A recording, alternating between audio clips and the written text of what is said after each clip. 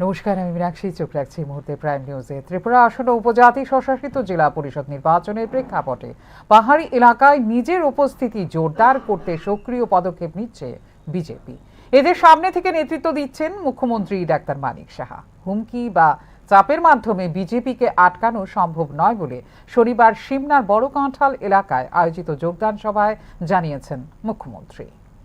আসন্ন ত্রিপুরা উপজাতি স্বশাসিত জেলা পরিষদের নির্বাচনের আগে তীব্র হচ্ছে রাজনৈতিক উত্তেজনার পারদ। শনিবার সিমনার বড় কাঁঠাল এলাকায় ভারতীয় জনতা পার্টি আয়োজিত যোগদান সভায় মুখ্যমন্ত্রী ডাক্তার মানিক সাহা সরাসরি হুঁশিয়ারি দিয়ে জানিয়েছেন, এডিসি এলাকায় কোনো জাতীয় রাজনৈতিক দলকে ঢুকতে দেওয়া হবে না। এমন হুমকি আরো শক্তিশালী করবে বিজেপিকে। এডিসি কোনো ব্যক্তির বা দলের স্বতন্ত্র সম্পত্তি নয় বলেও এদিন উল্লেখ করেন মুখ্যমন্ত্রী ডাক্তার মানিক সাহা। গায়ের জোরে ভয় দেখানো কোনোভাবেই বরদাস্ত করা হবে না বলেও মন্তব্য করেন মুখ্যমন্ত্রী। পার্টির ন্যাশনাল পার্টিকে নাকি এডিসি এলাকায় ঢুকতে দেওয়া হবে না। প্রায়শ হুমকি ধমকি এগুলো কিন্তু আমরা শুনি, কিন্তু আমি একটা কথা বলছি, যত হুমকি ধমকি দেবেন তত বেশি আমরা আরো শক্তিশালী হব।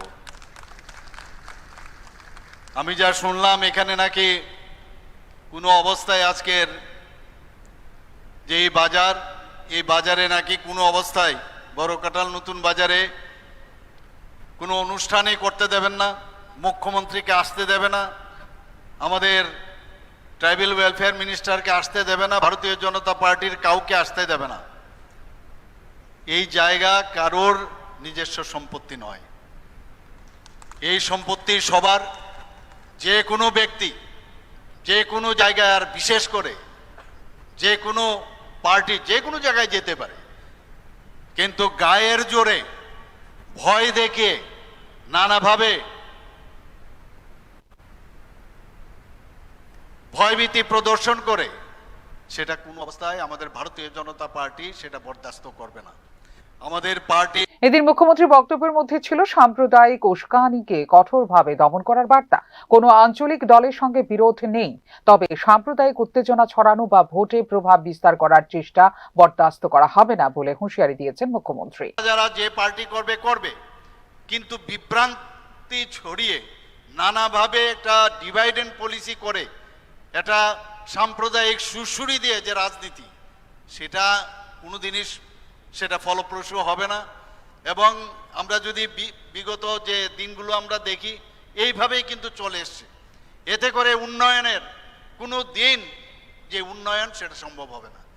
আমি এখনো বলবো যে যারা এই চিন্তা ভাবনায় আছেন বা যারা এই ভুল বুঝিয়ে যাদেরকে অন্যভাবে প্ররোচিত করছে, তারা এখনো ভারতীয় জনতা পার্টির দরজা খোলা আছে। সবাই ভারতীয় জনতা পার্টির মধ্যে যে পার্টি আমাদের যে ফ্ল্যাগ, সেই ফ্ল্যাগের নিচে এসে আপনারা যোগদান করুন। কারণ একমাত্র ভারতীয় জনতা পার্টির যে সরকার, আমার পূর্ববর্তী বক্তা বলেছেন, এখানে আজকে 28টা আমাদের যে এডিসির যে শাসন সংখ্যা, আর আমাদের দেশের যে পূর্ণ রাজ্য যে সংখ্যা সেটা হচ্ছে 28। আস্তে আস্তে করে 20, 21, 22 এভাবে ধীরে ধীরে কিন্তু এগিয়ে যাচ্ছে আজকে ভারতীয় জনতা পার্টির নেতৃত্বাধীন সরকার। সমস্ত ভারত এখন ভারতীয় জনতা পার্টির নেতৃত্বাধীন এনডিএ, কোথাও ভারতীয় জনতা পার্টি নিজে সেইভাবে আস্তে আস্তে করে এই যে গ্রাফ ঊর্ধ্বমুখী, সেটা বুঝতে হবে। এটা কিন্তু এমনিতেই হচ্ছে না, এমনিতেই মানুষ ভারতীয় জনতা পার্টিকে মানুষ আসছে না। আমাদের যিনি আমাদের যশস্বী প্রধানমন্ত্রী নরেন্দ্র মোদীজির কাজকর্ম। মুখ্যমন্ত্রীর এই ধরনের বক্তব্য বিজেপির দিক থেকে নির্বাচনী প্রচারণায় শৃঙ্খলাবদ্ধ এবং পরিকল্পিত কৌশলের প্রকাশ, যা পার্টির কেন্দ্রীয় ও আঞ্চলিক নেতৃত্বের সমন্বয় প্রমাণ করছে বলে মনে করছেন রাজনৈতিক বিশ্লেষকরা। শুধুমাত্র হুমকির জবাব নয়, এ হলো বিজেপির নির্বাচনী কৌশলের একটি গুরুত্বপূর্ণ অংশ, যার মাধ্যমে পাহাড়ি উপজাতি জনগোষ্ঠীর মধ্যে নিজেদের উপস্থিতি দৃঢ় করতে চাইছে ভারতীয় জনতা পার্টি। ত্রিপুরার রাজনৈতিক মানচিত্রে পাহাড়ের গুরুত্ব অপরিসীম। ছোট আঞ্চলিক দল থেকে শুরু করে জাতীয় রাজনৈতিক শক্তি সকলের জন্য এই অঞ্চলই এক পরীক্ষণ কেন্দ্র। এই পরিস্থিতিতে বিজেপির আক্রমণাত্মক কৌশল একদিকে শক্তিশালী করবে দলের সংগঠনকে এবং অন্যদিকে সতর্ক করবে প্রতিদ্বন্দ্বী রাজনৈতিক দলগুলোকে। এছাড়া পাহাড়ে নির্বাচনী কৌশলে সরাসরি মুখ্যমন্ত্রীর নেতৃত্ব দেওয়াটা একটি শক্তিশালী রাজনৈতিক বার্তা বহন করছে বিজেপির জন্য। শুধুমাত্র রাজনৈতিক উপস্থিতি নিশ্চিত করাই নয়, পাশাপাশি ভোটারদের মনে পার্টির দৃঢ়তা এবং সংকল্পের প্রতিফলন ঘটাচ্ছে মুখ্যমন্ত্রী ডাক্তার মানিক সাহার এই ধরনের কর্মসূচি। স্থানীয় সমস্যার সমাধান, সাংগঠনিক শক্তি বৃদ্ধি এবং সামাজিক সাম্প্রদায়িক স্থিতিশীলতা, এই তিনটি বিষয়কে গুরুত্ব দিয়ে পাহাড়ের রাজনীতিতে নিজেদের প্রভাব বিস্তার করতে চাইছে Bharatiya Janata Party. Bureau report, news now. রাজ্যের সিভিল ডিফেন্স ব্যবস্থাকে আরও শক্তিশালী ও আধুনিক করার লক্ষ্যে নতুন পরিকল্পনা ঘোষণা করেছেন মুখ্যমন্ত্রী ডাক্তার মানিক সাহা। বর্তমানে 8 জেলায় প্রশিক্ষণ কেন্দ্র ও 5000 স্বেচ্ছাসেবক থাকলেও দুর্যোগ মোকাবেলার ভবিষ্যৎ চাহিদা বিবেচনায় জনসংখ্যার 1% স্বেচ্ছাসেবী হিসেবে গড়ে তোলার উদ্যোগ নেওয়া হয়েছে বলে 63তম সিভিল ডিফেন্স এবং হোমগার্ড দিবস উদযাপনের অনুষ্ঠানে জানিয়েছেন মুখ্যমন্ত্রী doctor Manik Saha. Civil defence এবং দুর্যোগ মোকাবেলায় আরও শক্তিশালী অবকাঠামো গড়ে তোলার পথে এগোচ্ছে রাজ্য সরকার। রাজ্য জুড়ে সিভিল ডিফেন্স, জনবল ও প্রশিক্ষণ উভয় ক্ষেত্রে বড় ধরনের উন্নয়ন পরিকল্পনা হাতে নেওয়া হয়েছে বলে শনিবার উদযাপিত 63তম সিভিল ডিফেন্স ও হোমগার্ড দিবসের অনুষ্ঠানে জানিয়েছেন মুখ্যমন্ত্রী ডাক্তার মানিক সাহা। বর্তমানে রাজ্যে 8টি জেলায় সিভিল ডিফেন্স প্রশিক্ষণ কেন্দ্র চালু রয়েছে। এই কেন্দ্রগুলোর মাধ্যমে ইতিমধ্যেই 5000 জন প্রশিক্ষিত স্বেচ্ছাসেবক তৈরি হয়েছে বলে জানিয়েছেন মুখ্যমন্ত্রী ডাক্তার মানিক সাহা। তবে মুখ্যমন্ত্রীর বক্তব্য অনুযায়ী এই সংখ্যা ভবিষ্যতের চাহিদা অনুযায়ী খুব সীমিত। তাই দীর্ঘমেয়াদে রাজ্যের মোট জনসংখ্যার কমপক্ষে 1% মানুষকে সিভিল ডিফেন্স স্বেচ্ছাসেবক হিসেবে গড়ে তোলার লক্ষ্য নির্ধারণ করেছে সরকার। বর্তমানে আমাদের 8টি জেলায় সিভিল ডিফেন্স রয়েছে। এডিএম ও কালেক্টরগণ সংশ্লিষ্ট জেলার সিভিল ডিফেন্সের নিয়ামক হিসাবে মনোনীত করা হয়েছে। ত্রাণ, পুনর্বাসন ও দুর্যোগ ব্যবস্থাপনা দপ্তরের ডিরেক্টরকে রাজ্যে সিভিল ডিফেন্সের ডিরেক্টর হিসাবে মনোনীত করা হয়েছে। বর্তমানে আমাদের রাজ্যে প্রায় 5000 প্রশিক্ষিত সিভিল ডিফেন্স স্বেচ্ছাসেবক নিয়োজিত রয়েছেন। সেন্ট্রাল ট্রেনিং ইনস্টিটিউট এবং জেলা স্তরে চিহ্নিত প্রশিক্ষণ কেন্দ্রগুলিতে নিয়মিত প্রশিক্ষণ কর্মসূচি চলছে। রাজ্য সরকারের সিদ্ধান্ত অনুযায়ী আগামী দিনে আমরা মোট জনসংখ্যার 1% সিভিল ডিফেন্স স্বেচ্ছাসেবককে পৌঁছানোর লক্ষ্যমাত্রা নিয়েছি। বর্তমানে স্বেচ্ছাসেবকদের প্রশিক্ষণের জন্য কেন্দ্রীয় সরকারের একটি বিশেষ প্রকল্প রাজ্যে কার্যকর। এই প্রকল্পের আওতায় স্বেচ্ছায় জনসেবায় আগ্রহী নাগরিকদের উন্নত প্রশিক্ষণ দেওয়ার নীতিগত সিদ্ধান্ত নিয়েছে রাজ্য। এতে সিভিল ডিফেন্স পদ্ধতিগত সক্ষমতা যেমন বাড়বে, তেমনি দুর্যোগ প্রবণ অঞ্চলে জনসচেতনতা ও তৎপরতা দ্রুত বৃদ্ধি পাবে বলে জানিয়েছেন মুখ্যমন্ত্রী ডাক্তার মানিক সাহা। রাজ্যে আপদা মিত্র স্বেচ্ছাসেবকরা ইতিমধ্যেই জরুরি নিয়ন্ত্রণ কক্ষে দায়িত্ব পালন করছেন। বন্যা, ঝড়, ভূমিধস বা অন্যান্য দুর্যোগে দ্রুত সাড়া দেওয়ার ক্ষেত্রে এই দলগুলোকে ভবিষ্যতে আরও শক্তিশালী করার পরিকল্পনা রয়েছে বলে জানিয়েছেন মুখ্যমন্ত্রী doctor Manik Saha. Civil defence স্বেচ্ছাসেবকদের প্রশিক্ষণের জন্য রাজ্য সরকারের লক্ষ্য ছাড়াও এই বছর ভারত সরকারও সিভিল ডিফেন্স স্বেচ্ছাসেবকদের দক্ষতা বৃদ্ধির উপর একটি প্রকল্প বাস্তবায়ন করছে। 2026 সালের 31 মার্চের মধ্যে প্রায় 3000 সিভিল ডিফেন্স স্বেচ্ছাসেবক প্রশিক্ষণ দেওয়া হবে। স্বেচ্ছাসেবকদের কাছ থেকে সক্রিয় সমর্থন নিশ্চিত করতে এবং তাদেরকে স্বেচ্ছায় সেবার প্রতি উৎসাহিত করতে রাজ্য স্তরে নীতিগত সিদ্ধান্ত নেওয়া হয়েছে। প্রশিক্ষিত স্বেচ্ছাসেবকদের সাধারণ এবং বিপর্যয় উভয় পরিস্থিতিতে বিপর্যয় ব্যবস্থাপনার কাজে ব্যবহার করা হবে। সিভিল ডিফেন্স স্বেচ্ছাসেবকদের মতো এখন আমাদের সমস্ত জেলায় আপদা মিত্র স্বেচ্ছাসেবকগণ রয়েছেন। আপদা মিত্র স্বেচ্ছাসেবকরাও সিভিল ডিফেন্স স্বেচ্ছাসেবকদের মতো দুর্যোগ ব্যবস্থাপনার জন্য একটি নিবন্ধিত গোষ্ঠীবদ্ধ প্রশিক্ষিত কর্মী বাহিনী। বর্তমানে ভারত সরকারের যুব আপদা মিত্র প্রকল্পে সমস্ত বাস্তবায়িত হচ্ছে, যেখানে এনএসএস, এনসিসি, মাই ভারত এবং ভারত স্কাউটস অ্যান্ড গাইডসের প্রায় 1600 জন স্বেচ্ছাসেবককে 2026 সালের মার্চের মধ্যে প্রশিক্ষণ দেওয়া হবে। আমাদের রাজ্যে প্রায় 2500 জন প্রশিক্ষিত আপদা মিত্র স্বেচ্ছাসেবক রয়েছেন। রাজ্যের স্বেচ্ছাসেবক, হোমগার্ডস এবং উদ্ধারী কর্মীরাও সারা বছর ধরে বিপর্যয় ব্যবস্থাপনার কাজে সক্রিয়ভাবে জড়িত। সিভিল ডিফেন্স ব্যবস্থাকে আরো উন্নত করতে আগামী 2025-26 অর্থ বছরে পর্যাপ্ত বাজেট রাখা হয়েছে বলে এদিন জানিয়েছেন মুখ্যমন্ত্রী ডাক্তার মানিক সাহা। প্রশিক্ষণ, সরঞ্জাম, প্রযুক্তি, অবকাঠামো এবং স্বেচ্ছাসেবকদের দক্ষতা বৃদ্ধিতে বরাদ্দ হবে এই ব্যয়ের বড় অংশ। রাজ্যের ভৌগোলিক অবস্থান, বর্ষাকালীন বন্যা, ভূমিধসের ঝুঁকি এবং ঘূর্ণিঝড়ের প্রভাবে সিভিল ডিফেন্স ব্যবস্থাকে আরো আধুনিক করা প্রয়োজনীয় হয়ে উঠেছে বলে এদিন জানিয়েছেন মুখ্যমন্ত্রী doctor Manik Saha. Bureau report, news now. Doctor Bhimrao আম্বেদকরের ৭০তম প্রয়াণ দিবসে উজ্জয়ন্ত প্রাসাদ প্রাঙ্গণে সমতা, সংবিধান ও সামাজিক ন্যায়ের চেতনাকে কেন্দ্র করে আয়োজিত অনুষ্ঠানে দেশের গণতান্ত্রিক শক্তির ভিত্তি হিসেবে সম অধিকার নিশ্চিত করার গুরুত্ব তুলে ধরেন রাজ্যপাল ইন্দ্রসেনা রেড্ডি নাল্লো। তপশিলি জাতি উন্নয়নেও নতুন প্রকল্প ও শিক্ষা সহায়তার দিক নির্দেশনা দিলেন তপশিলি জাতি কল্যাণ দপ্তরের মন্ত্রী সুধাংশু দাস। ডক্টর ভীমরাও আম্বেদকরের ৭০তম প্রয়াণ দিবসে ত্রিপুরার অজন্ত প্রাসাদ প্রাঙ্গণে আয়োজিত সরকারি অনুষ্ঠানে সংবিধানের সমতা ও ন্যায় বিচারের মর্মবাণী নতুন করে উঠে এলো আলোচনায়। রাজ্যপাল ইন্দ্রসেনা রেড্ডি নাল্লু যে বক্তব্য তুলে ধরলেন তা শুধু আনুষ্ঠানিক স্মরণ নয়, দেশের গণতান্ত্রিক কাঠামোর শক্তি ও দুর্বলতা স্মরণ করিয়ে দিল। দুই, রাজ্যপালের মতে সংবিধানে বিভিন্ন সময়ে আনা সংশোধন সমূহ সুনিশ্চিত করেছে সবার জন্য সমান গণতান্ত্রিক অধিকার।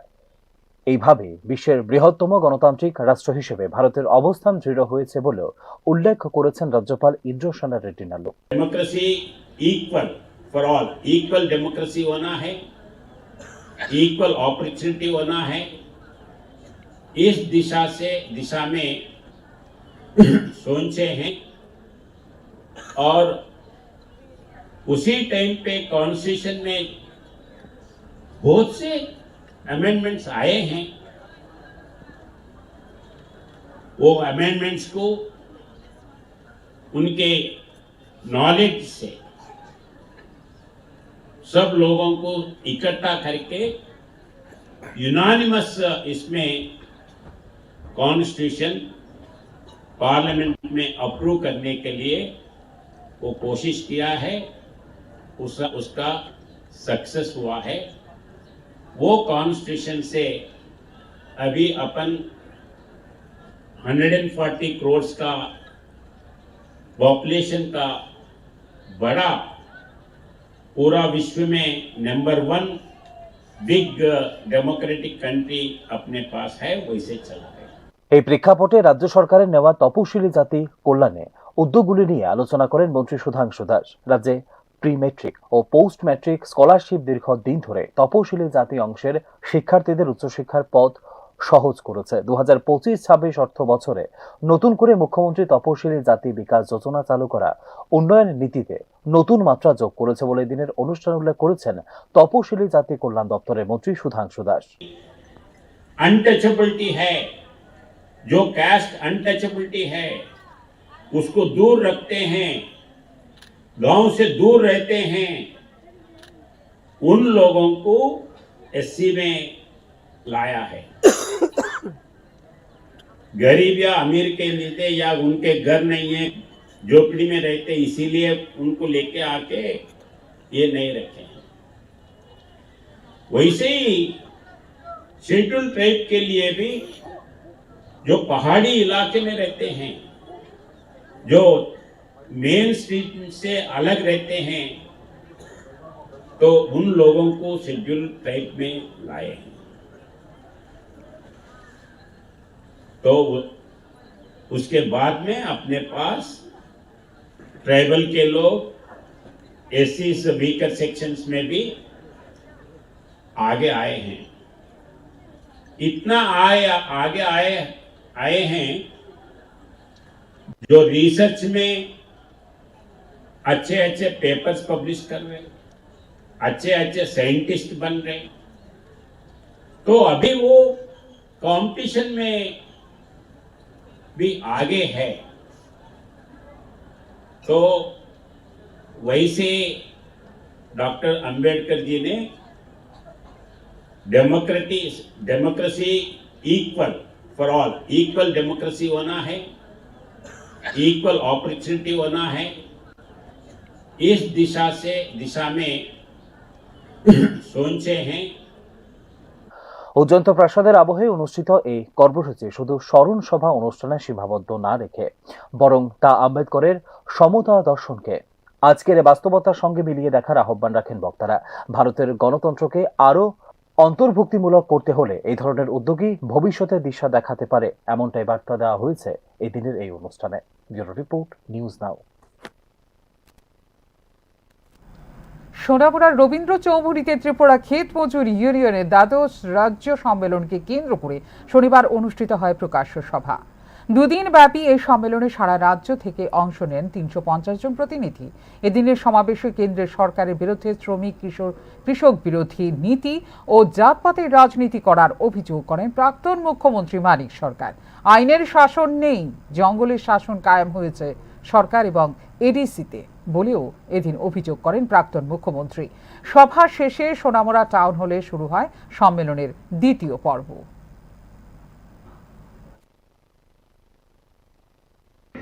ফেসিবাদী যে শক্তিটা সবকিছু তছনছ করে দেওয়ার চেষ্টা করছে, এটা দুর্নীতির রাজত্ব কায়েম করেছে ত্রিপুরা।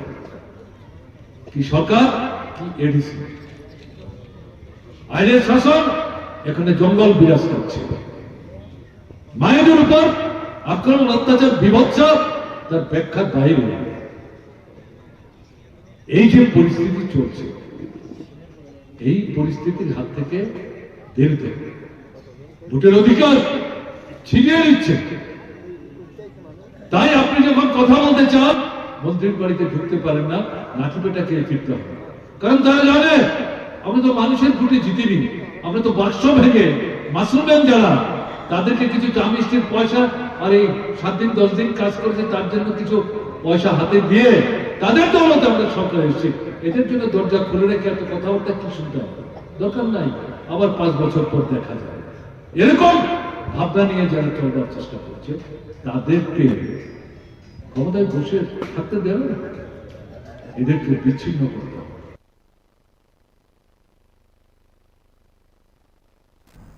ত্রিপুরার পূর্ব কাউলিকুড়ায় মাইক্রো ফিন্যান্স ঋণের চাপে আত্মহত্যা করল অঞ্জনা মালাকার নামে এক গৃহবধূ।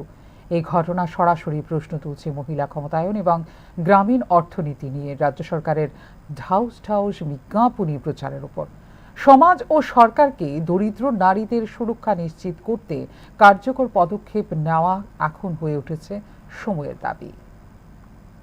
ত্রিপুরার কৈলাসহরের পূর্ব কাউলিকুড়ায় ঘটেছে এক মর্মান্তিক ঘটনা, যা শুধু একটি পরিবারের নয় বরং ফুটিয়ে তুলেছে রাজ্যের গ্রামীণ এবং দরিদ্র পরিবারের সব মহিলাদের আর্থিক ও সামাজিক দুর্দশার ভয়াবহ চিত্র। দীর্ঘদিন ধরেই কাজের অভাব ও ঋণের বোঝা সহ্য করতে না পেরে শেষ পর্যন্ত আত্মহত্যা করেছেন গৃহবধূ অঞ্জনা মালাকার। অঞ্জন ও তার স্বামী পরিমল মালাকার দুজনেই দিনমজুর। কাজের অনিশ্চয়তা ও সীমিত আয়ের কারণে কখনো কিস্তি দিতে পারতেন, কখনো পারতেন না। এই সুযোগে বন্ধন, ভারত সহ মোট 3টি মাইক্রোফাইন্যান্স সংস্থা থেকে ঋণ নিলে বাড়ে কিস্তি আদায়ের চাপ। কর্মীরা প্রায়শই বাড়িতে এসে মানসিক চাপ ও ভীতির সৃষ্টি করতেন গৃহবধূর ওপর। 5ই ডিসেম্বর বিকেল 4টার পর থেকে নিখোঁজ অঞ্জনার দেহ পরের দিন অর্থাৎ শনিবার সকালে উদ্ধার হয় বাড়ির পাশের জঙ্গলে ঝুলন্ত অবস্থায়। ঋণের চাপে অঞ্জনা মালাকার আত্মহত্যা করেছে বলে জানিয়েছেন তদন্তকারী পুলিশ আধিকারিক।